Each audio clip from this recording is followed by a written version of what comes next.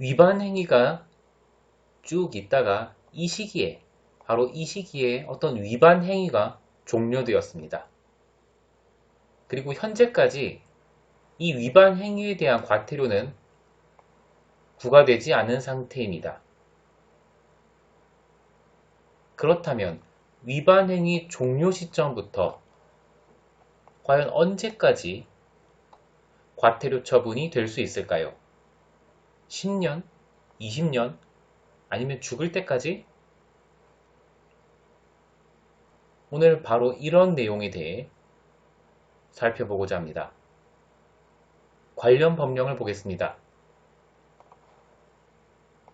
지난 영상에서 말씀드렸듯이 과태료는 질서위반 행위규제법을 보시면 됩니다.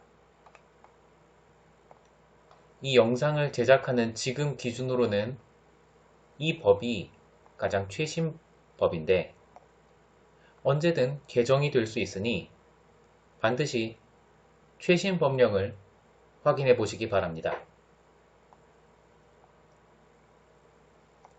다시 본론으로 들어와서 질서위반행위규제법 제19조 과태료 부과의 제척기간.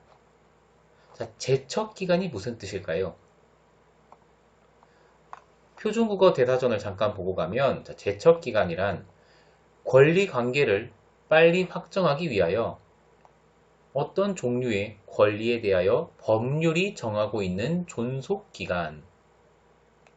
이 기간이 지나면 권리가 소멸되는데 점유소권, 혼인의 취소권, 상소권, 즉시 항고권 따위에 적용된다. 그렇다면 과태료 부과의 제척기간, 제척기간이 지나면 과태료 부과의 권리가 소멸된다. 그런 뜻이겠죠. 1항 행정청은 질서위반 행위가 종료된 날, 다수인이 질서위반 행위에 가담한 경우에는 최종 행위가 종료된 날을 말한다. 부터 5년이 경과한 경우에는 해당 질서위반 행위에 대하여 과태료를 부과할 수 없다. 그런데 1항에도 불구하고 행정청은 제36조 또는 44조에 따른 법원의 결정이 있는 경우에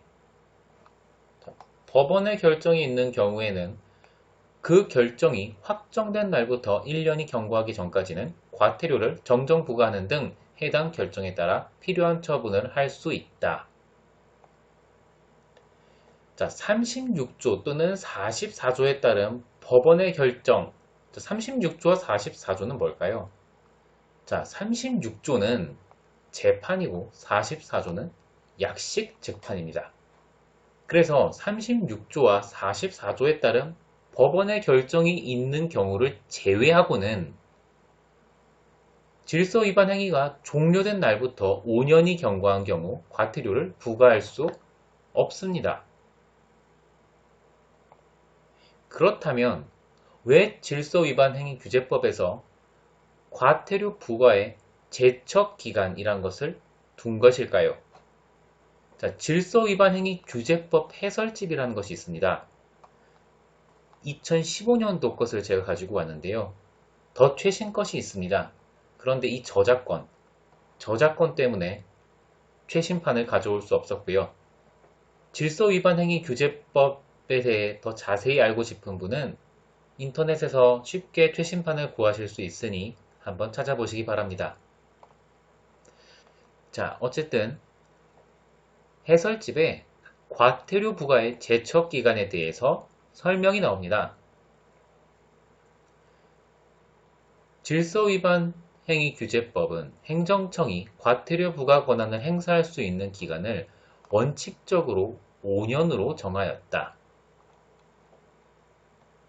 과태료는 범죄에 대한 형벌이 아니고 형사소송 절차에 의하여 처벌하는 것도 아니므로 소추시효나 형의 시효에 상당한 것은 있을 수 없고 이에 상응하는 규정도 없으므로 일단 한 번 과태료에 처해질 위반 행위를 한 자는 그 처벌을 면할 수 없다는 견해도 가능하다. 그러나 행정청의 과태료 부과 권한이 장기간 행사되지 않고 있음에도 부가 권한을 소멸시키지 않는 것은 당사자의 법적 안전성을 해할 가능성이 있으므로 질서위반행위규제법은 제척기간을 명시하였다. 자, 당사자의 법적 안정성을 해할 가능성이 있어서 제척기간을 명시하였다. 그렇다면 법적 안정성이란 무엇일까요? 표준국어 대다전을 보시면 법적 안정성이란 법에 의하여 보호되거나 보장되는 사회생활의 질서와 안정, 이를 위해서는 법의 내용이 명확해야 하고 자주 바뀌어서는 안 된다. 시청해주셔서 감사합니다. 오늘 하루도 고생하셨습니다.